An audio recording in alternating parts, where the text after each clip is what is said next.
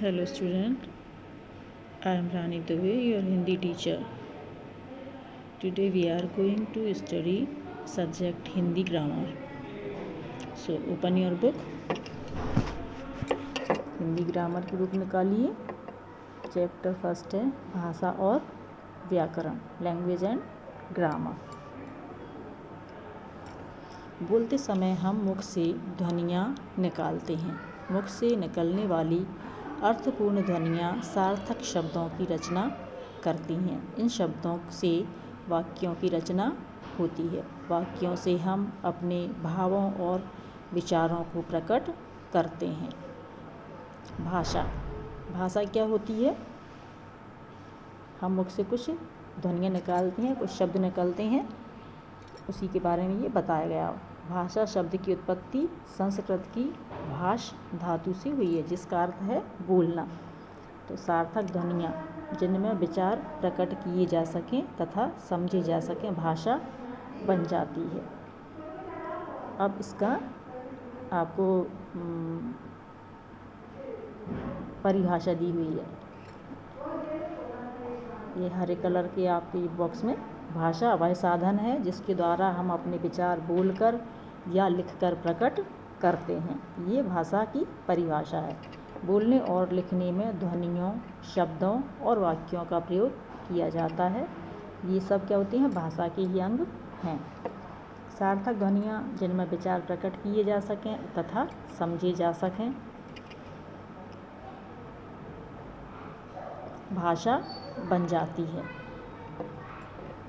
हमारे देश में अनेक भाषाएं बोली जाती हैं, जैसे हिंदी, उर्दू, गुजराती, मराठी, पंजाबी, तमिल, तेलुगु, बांग्ला, अंग्रेजी, मलयालम, असमी, कन्नड़, उड़िया आदि। ये हमारे देश में बोली जाने वाली भाषाएं हैं। तो कई तरह की भाषाएं अब हमारे यहाँ बोली जाती हैं। अब विद्यालय में पढ़ने व लिखने का सारा कार्य भाषा के ही द्वारा किया जाता है। हम जो भी पढ़ते हैं स्कूल में तो वो भाषा ही होती है। जैसे सब्जेक्ट हिंदी का हो, EVS का हो या इंग्लिश हो या कोई भी हो, तो उसमें क्या होती है? भाषा ज़रूर होती है।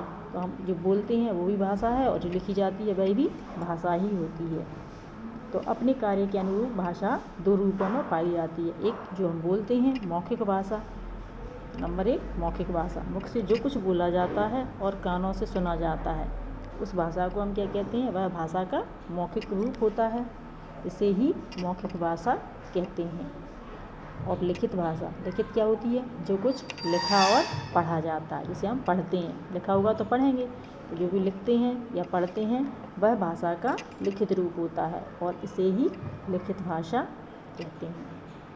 भाषा विचार प्रकट करने का साधन है।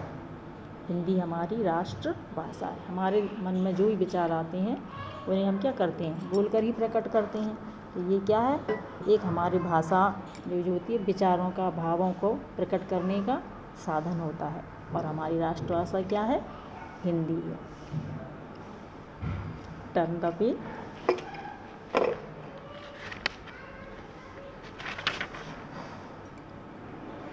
अभी तक हमने क्या सीखा कि भाषा क्या होती है? दो तरह की होती है, एक मौखिक होती है और एक लिखित होती है। और भाषा कहते किसको हैं?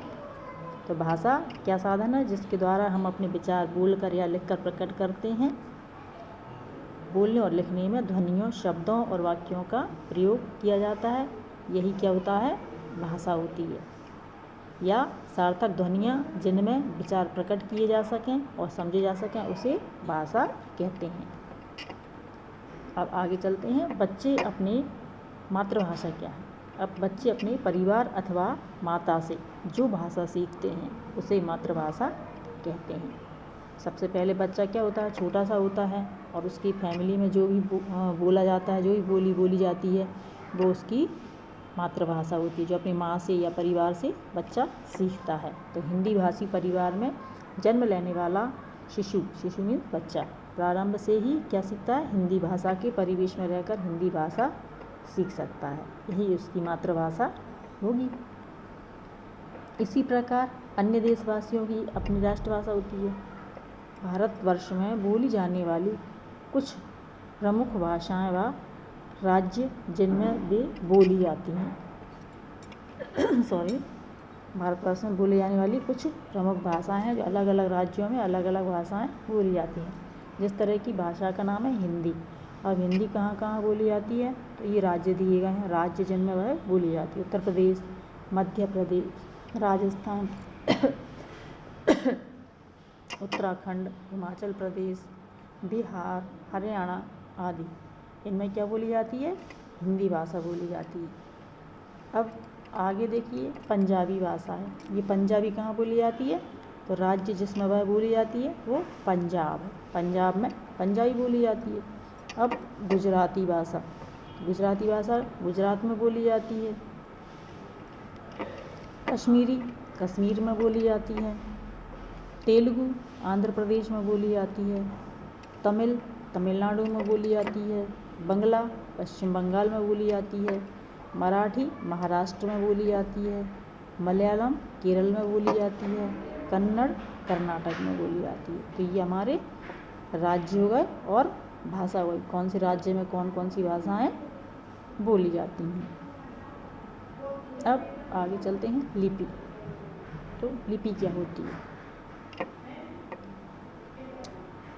भाषा के ध्वनि चिन्ह जिस रूप में लिखे जाते हैं उसे लिपि कहते हैं। प्रत्येक भाषा की अपनी लिपि होती है, जैसे देवनागरी लिपि, गुरुमुखी लिपि, रोमन लिपि, अरबी लिपि, फारसी लिपि आदि। तो हम हिंदी भाषा यूज करते हैं, उपयोग में लाई जाती है, तो उसकी लिपि कौन सी होती है, देवनागरी। हम उसे देवनागरी लिपि में लिखते हैं। इसी तरह से संस्कृत भाषा होती है, वह भी देवनागरी लिपि में ही लिखी जाती है। तो हिंदी भाषा देवनागरी लिपि में लिखी जाती है, संस्कृत देवनागरी लिपि में लिखी जाती है।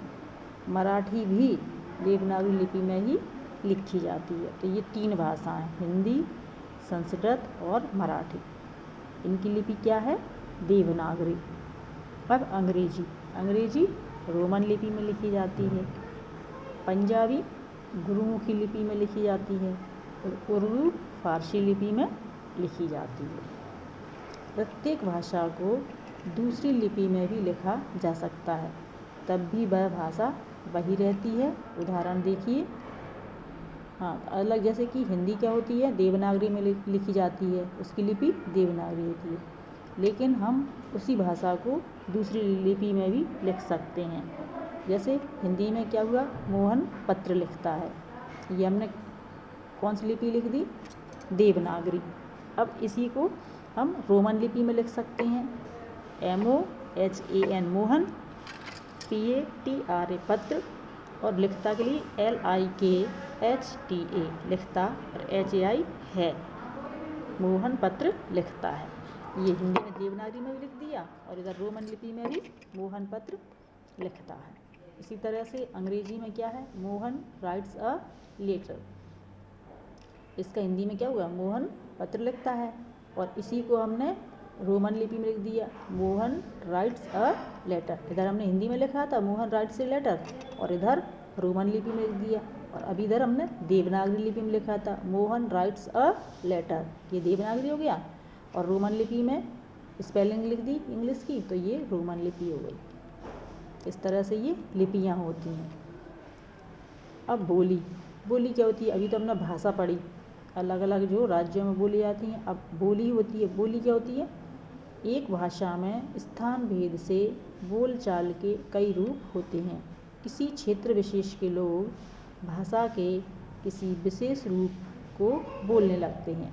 क्षेत्रीय रूप में पाई जाने वाली भाषा बोली कहलाती है।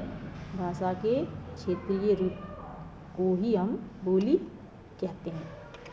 तो बोली क्या होती है, जैसे कि अलग अलग क्षेत्र होते हैं, वहाँ पर अलग अलग बोलियाँ बोली जाती हैं। जैसे हरियाणा में हरियाणवी बोली जाएगी, ब्रज में रहने वाले लोग ब्रज भाषा का यूज़ करते हैं, अवध में रहने वाले अवधी भाषा बोलते हैं। तो इस तरह से ये क्या हो गया, बोली कहलाती है, वो अलग अलग क्षेत्रों की, उसको हम बोली कहते हैं। बच्चों आपको ये समझ में आ गई होगी बोली क्या होती है और भाषा क्या होती है। तो आपको ये बार बार पढ़ना है और इसकी परिभाषा भी लिखना है जैसे कि हमने आपको समझाई है। Thank you.